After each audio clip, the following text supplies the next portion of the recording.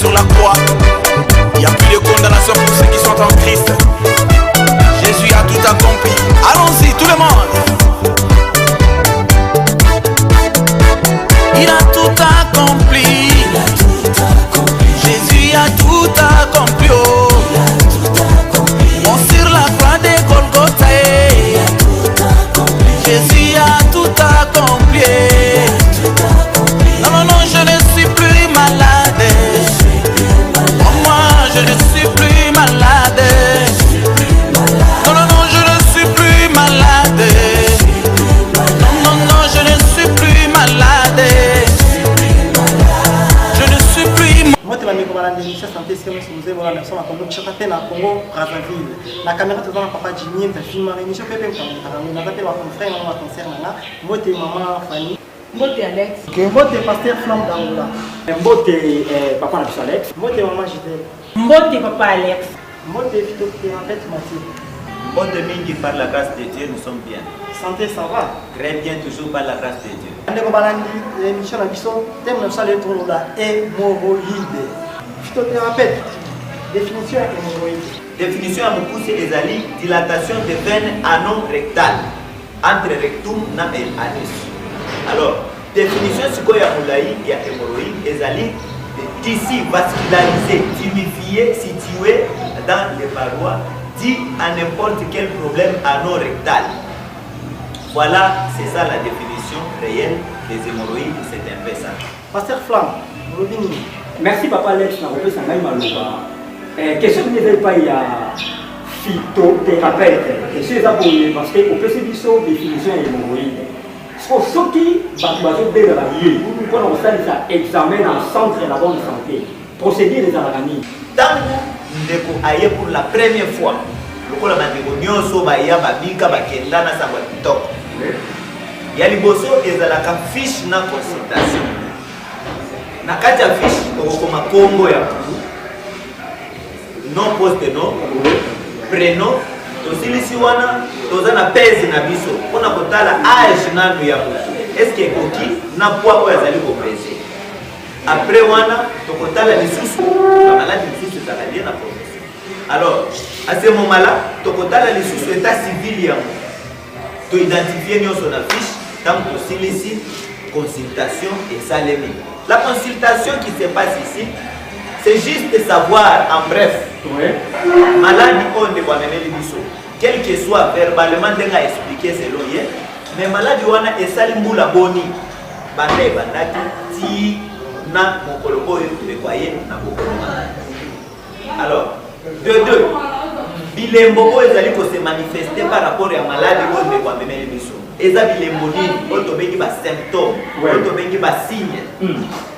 Si manango tu es pour préciser si que non, voilà tout ce qui se passe. La consultation, ceux qui consultation et ceux qui va examen directement par technicien à la bombe sur place, analyse. Si ma analyse ou prise en charge, donc tout ça la prise en charge, tout soigner les conabiso patients dès le début jusqu'à la fin, à zone normale malade et qui est libérée.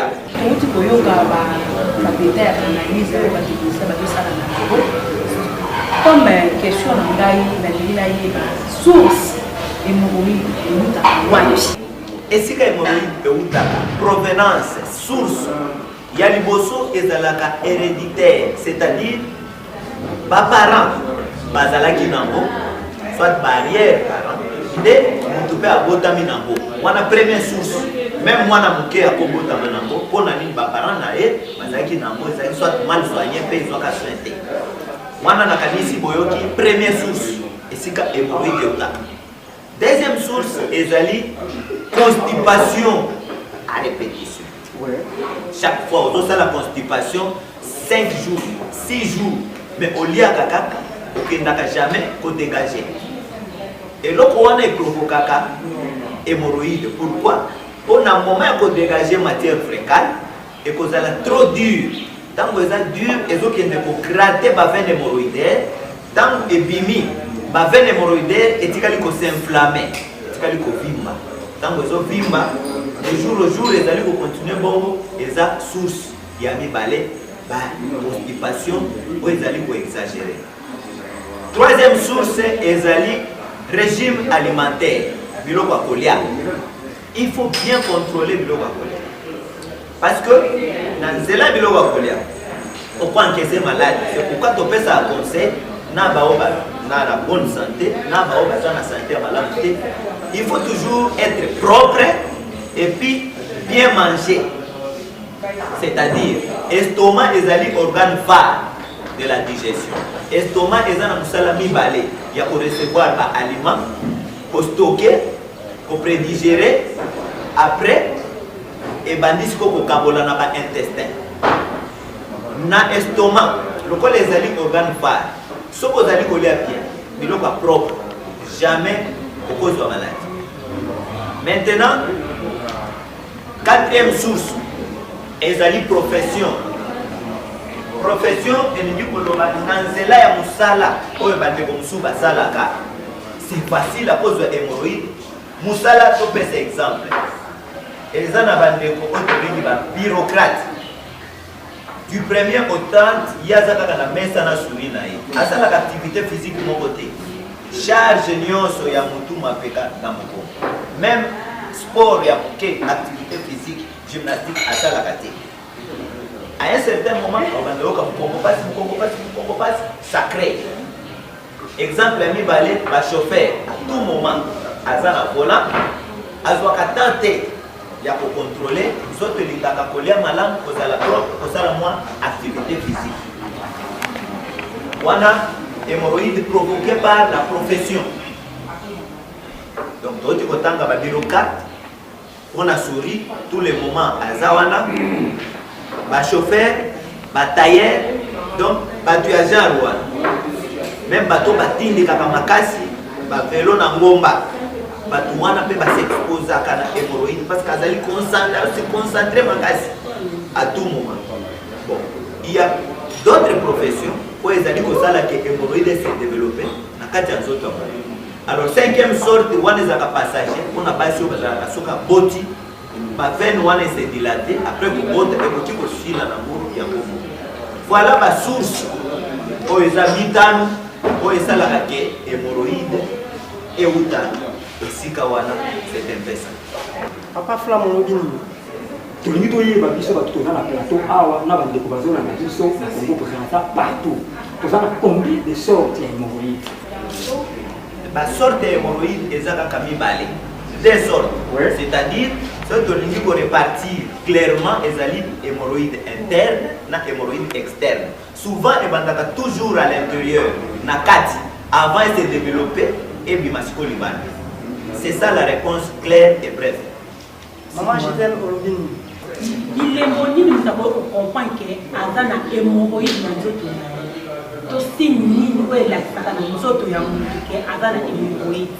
il y a plusieurs symptômes, il y a plusieurs signes. Nous avons pour comprendre bilembo. Il a dit ça que nous avons hémorroïde. Et pas à mobile.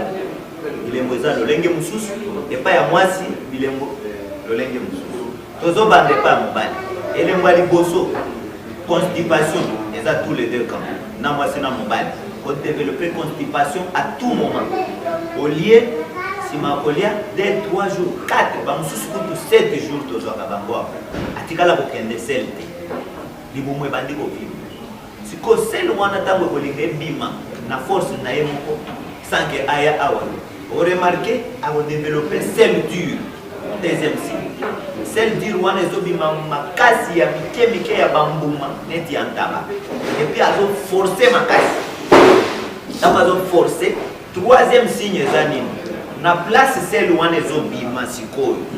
Et vous gratter ba veine hémorroïdaire na voie anale na ye. Parce que vous avez na niveau ya rectum. Dans vous comme la voie anale les autres qui tatina avis et à vous forcer. On remarque vraiment que moi pour être pourquoi? Parce qu'à forcer c'est trop dur. Quatrième signe. Tant que c'est ici, ça la selle à l'olenge wana, on remarque ba gaz à tout moment. On peut pas mourir et so bima na kati nae involontairement. Cinquième signe, ba renvoi à tout moment. vous renvoyez. Et puis, 6e signe, asthénie physique. On les pas articulation. Beaucoup d'animaux, zolemba donc à la pongi, pour la tombo à Kemusala, il y a 15 heures. On l'a na musala, musala va dans 7 heures. Il y a une asthénie physique et hémorroïde pour se recater. 7e signe, chaleur nassé à Makolo. Sentir vraiment que net au thème Makolo na bambou. Zokande, on a dit qu'à Zapat, on est balade très chaud sous pied, sur le plan de pied. Chaleur, et puis les arrêts, des choses de chaleur.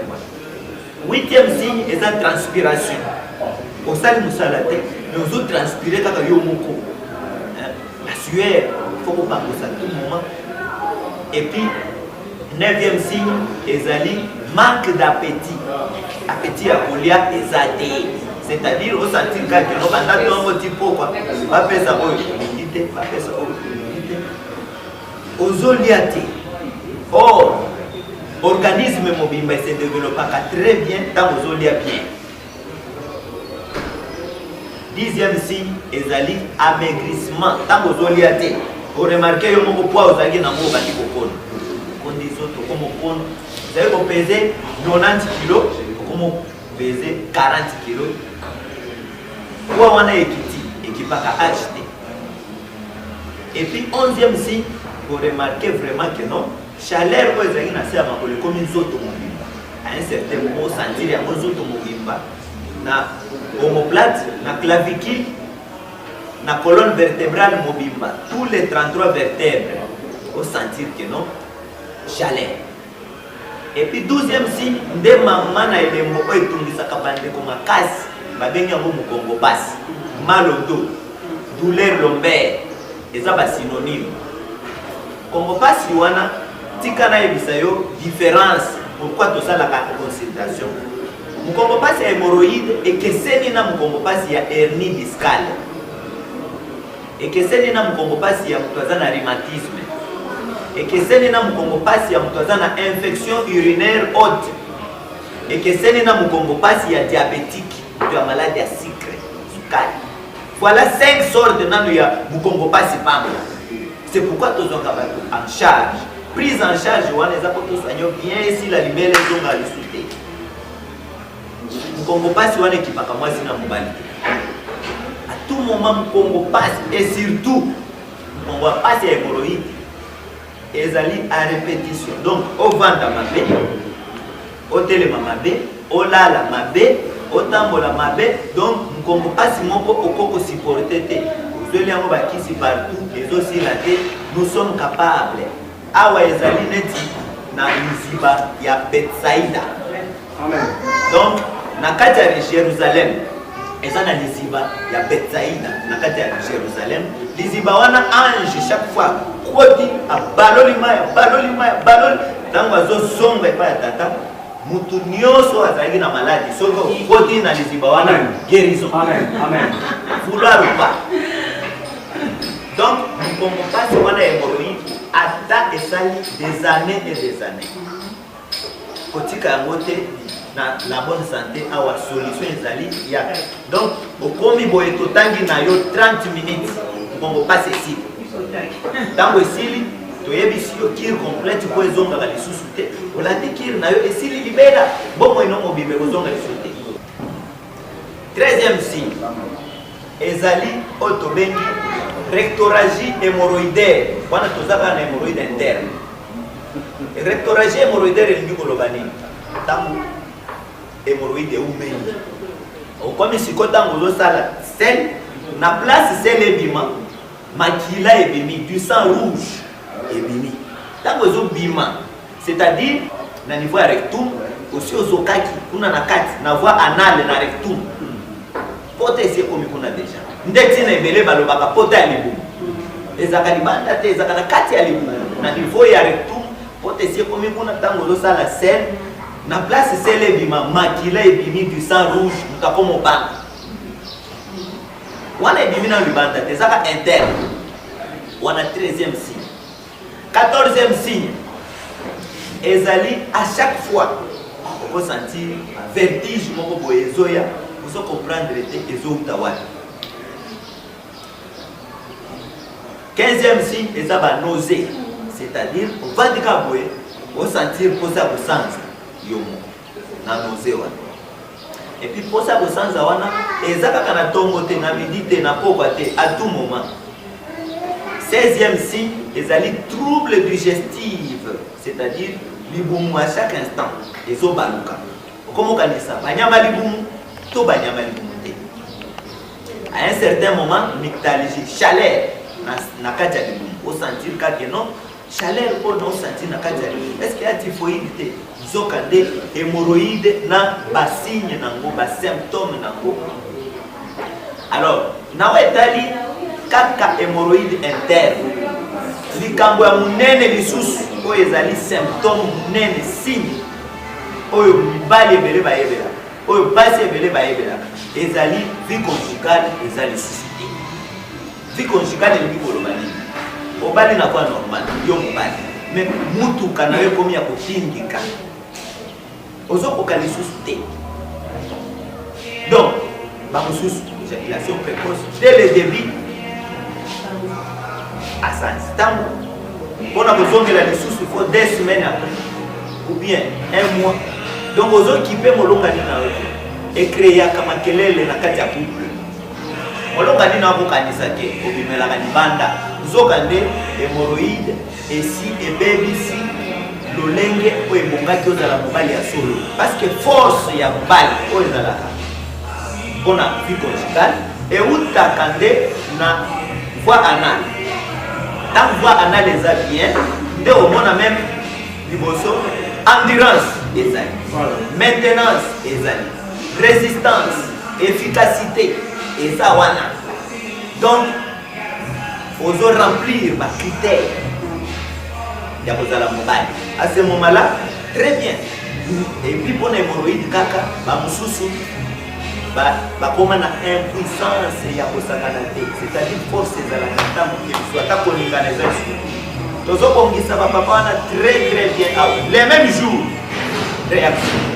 Et puis aussi ce qui otikali normal otikali bien s'il vous plaît sans que on dépendre les sous na kisi mais otikali ozo fonctionner convenablement parce que kozilwa ka kisi chaque fois ce n'est pas bien ozo détruire l'organisme faut kozwa kisi les mêmes jours.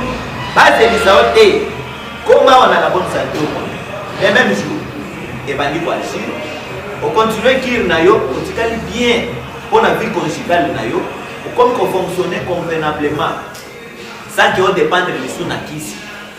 Comme libre, on fonctionne dengue seigneur. Et là, côté à ma maman frigidité. Donc maman va simba ke kaka boy pa papa tikanga. Et ça ne va pas gêner.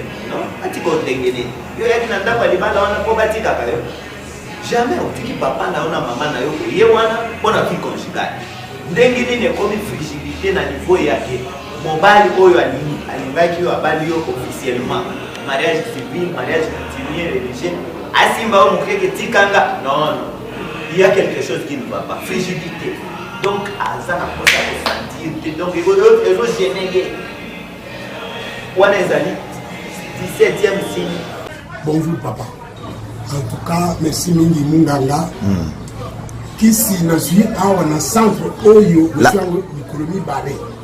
A l'économie balé wana kisi yango esungi ngai makasi koleka. Voilà. Pambate na l'équipe ipai na bipai ebele bisika ebele na meli ba minange ebele ba bidon na monaki eloko moko te. Mais awa na ba puiser mikobo na lutu na moni lobi ko se ko na soto nanga.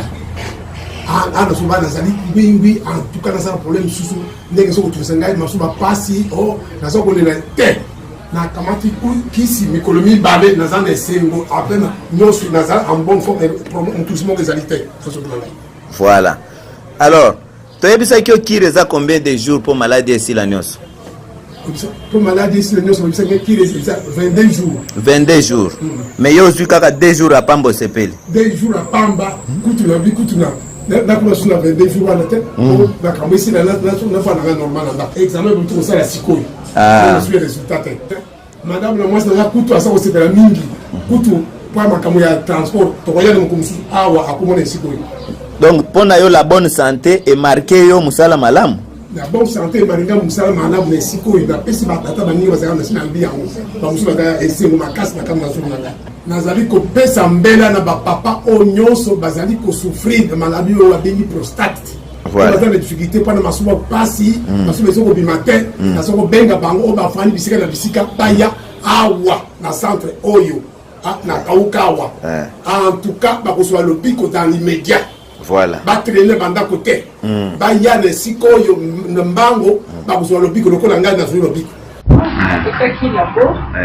Résultat est dimanche. Oui. Zaki qui c'est que na zaki koyoka ba douleur. Tolo na Congo. Pe miyo na ngai tango na zaki ko.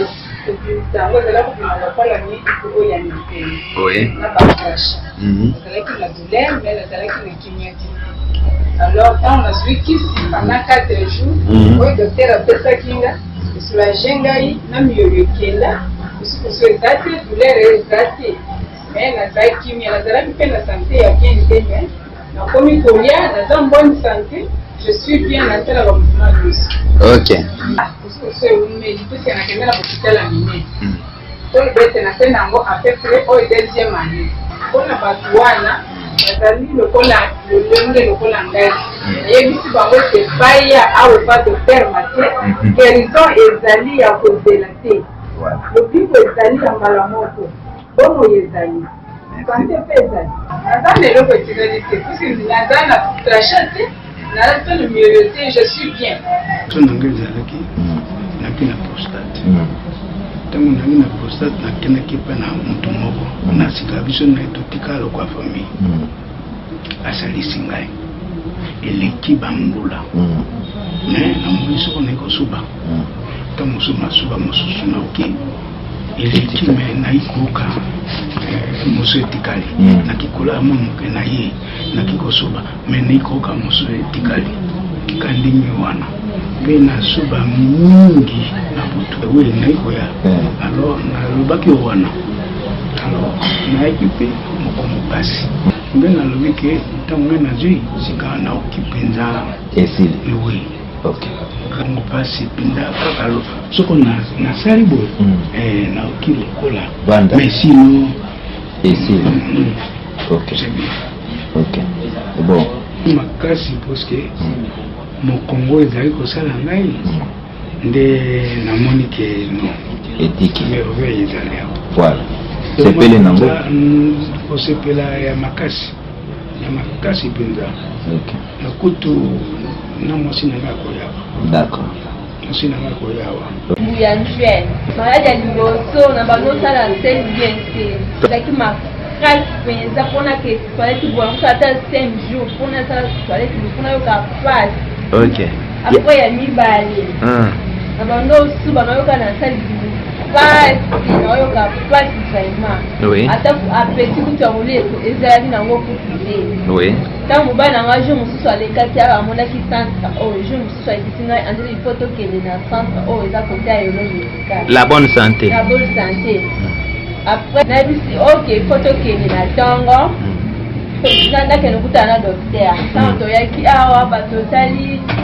basali ngai baexamen après basali makambo nyonso basali ngai tosumikisi tokei ndaku ka ndenge explike nga docteur explike nga kosa komela kisi na bando komela kisi ti nakomo changement ekomi komona ti nakomi kosala toilette bien nasali na bando oyoka pasi esili makambo nyonso esili nakomi kolia pete esilaki nakomi kolia aire nyonso antuka naye kopesa la bonne santé merci naye kopesa docteur marché nzambe apambola ye vraiment apesa ye mpenza ebele na oyo mosala azosala ya kitoko nasalaka ba 6 jours kaka 6 jours oui nabengisi bango mpenza vraiment baya bao bazotukisa na bamaladi oyo mokongo pasi apeti eza te nasali pasi bainterese tondi bango baya na santé bonne santé nazalaki malade natungisani makasi mpona kiste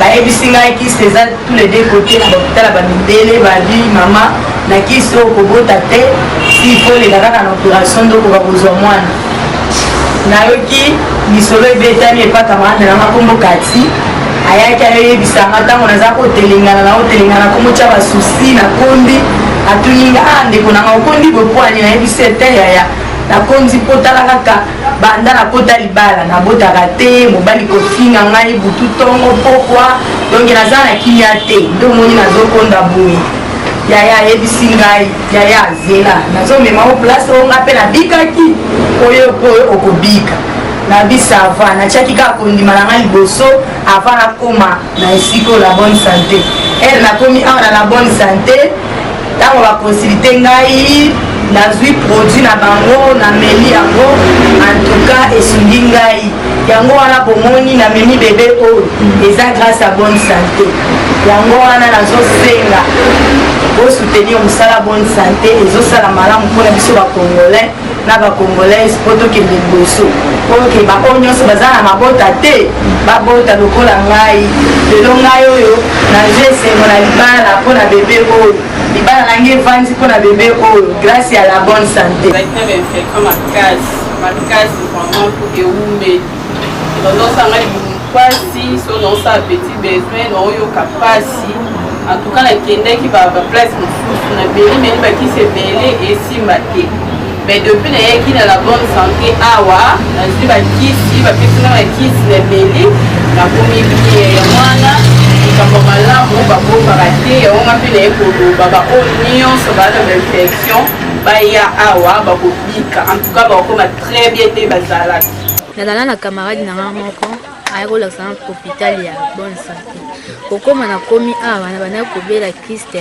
na miono bandaki kotimisanga kobota problème nazalaki ya kobota natamboli na bahôpital nyonso balakisi nga mais naye na bonne santé awa nakosanti nzoto nanga bien en plus nakomi na bana nanga mibale. Merci na centre la bonne santé nasepeli mingi ndenge nazalaki na bainfection kosuba pasi makambo nyonso pasi sexualité na biso ya mobali pasi mais na centre la bonne santé nazwi kisi ya bokoko nabikisami mpe ndenge omoninga nazali mais nasengi na baninga mosusu oyo bazali na bokono wana ya infection bameka koya koleka na centre la bonne santé mpo babikisi bazwa lobiko nakumisi bango pe batikala bapambwama. Remercier bata la bonne santé pour nazaki na ka kobota bando bota te mais à partir na zui soin ba camarade nde ba expliquaki ngai bango pe bakendaki kuna bazui pe bana yango na pe na remercier principe ya mtaye bisaki nga hôpital la bonne santé yango na remercier leo pe na komi na bana nga yango na tina témoigner na ba oyo baza na pasa kobota bazobota noki te bakende pe na la bonne santé kuna ba opesa bakisi opération te kaka bakisa komela esukoli ba trompe matrice nyonso mwasi aboti facilement yango na tokumisi nzambe mpo nazalaki na pasi moko enyokola ngai 3 mois na kati ya ndako nalali mpenza ezalaki na mwasi moko boyaki koexplike nga alobi centre moko ebimi kuna la bonne santé amemi nga ti kuna nasalika 1 semaine soko babota eza na nga so nalakisi bino ndenge ekauki oyokaka somo en tout cas merci mingi ndenge nabiki mpe nakomi mobali sika en tout cas merci nasenga na bino ebele boya komeka kisi oyo bandeko nazalaki na bainfection mo makasi bandaki koderange ngai awa donc okotala kutu okoyokela ngai mawa banda na ya na bonne santé bapesanga 15 jours mais 3 jours oyo ngai nazwi bandeko nzambe apambola bonne santé yango nazoyebisa bino bandeko bino bozala maladi bozala bainfection bozomona ya boya makasi boya na bonne santé onini nzambe akotia loboko mpe bonne santé ezotraite kitoko 3 jours ya pambanga ndeko na bino bainfection nyonso ezalaki ngai ya makasi esili na kosila.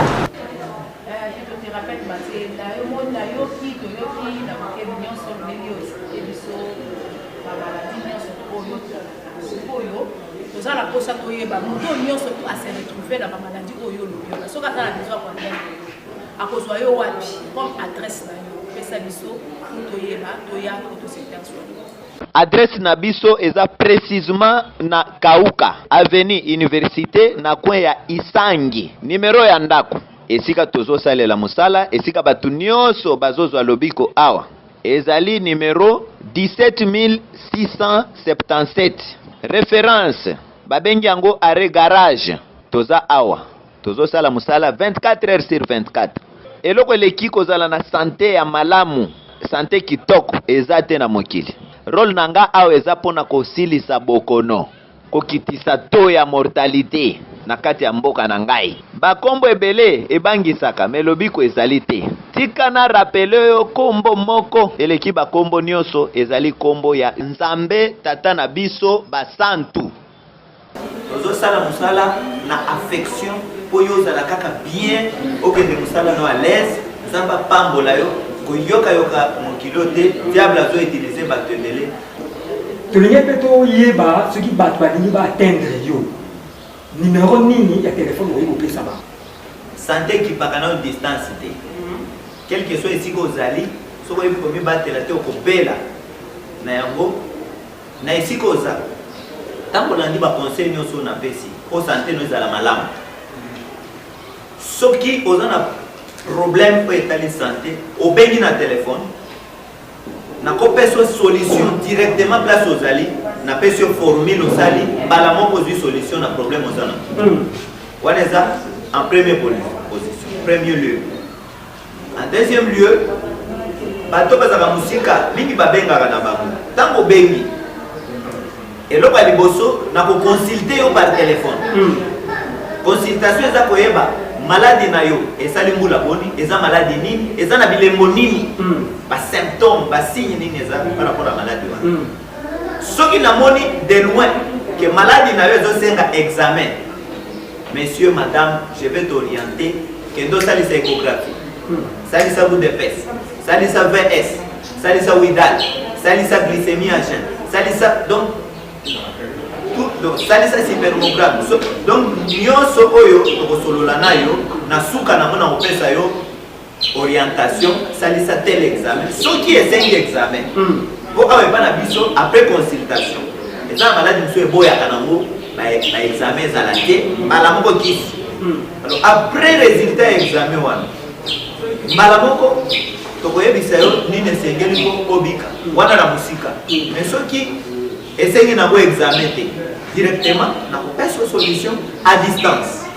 Voilà, à distance na pesa solution parce que partout à partir du téléphone quand les arabes ba phone mais le téléphone ils ont permettre numéro ya contact, numéro ya téléphone ezali clair noir sur blanc 09 99 63 33 63 avec code na biso ya 0243. Voilà, il a composé 09 99 63 33 63. Deuxième numéro ezali 089 29 57 555. Soit composé 089 12 777 57 na suka. Ba numéro na yebisi yo eza opérationnel 24 heures sur 24. Donc à n'importe quelle heure. Soko tindi muto abenga yebisi yo ekangami akosio. Tozali lelo awa na émission na biso lelo place oyo bato bayebi biso awa toza na commune ya Ngalema, tozali na quartier Météo, tozali na flat oyo babengaka Veille Plaza. Veille Plaza wana tomoni mama Sandrine aza wana topesaki topesi bango mbote, topesi mbote na bandeko nyonso baza na batiganki nyonso baza awa, topesi bango mbote na bagérant topesi bango mbote. Botika malamu tokutani mikolo mosusu. Merci. Non, non, non, je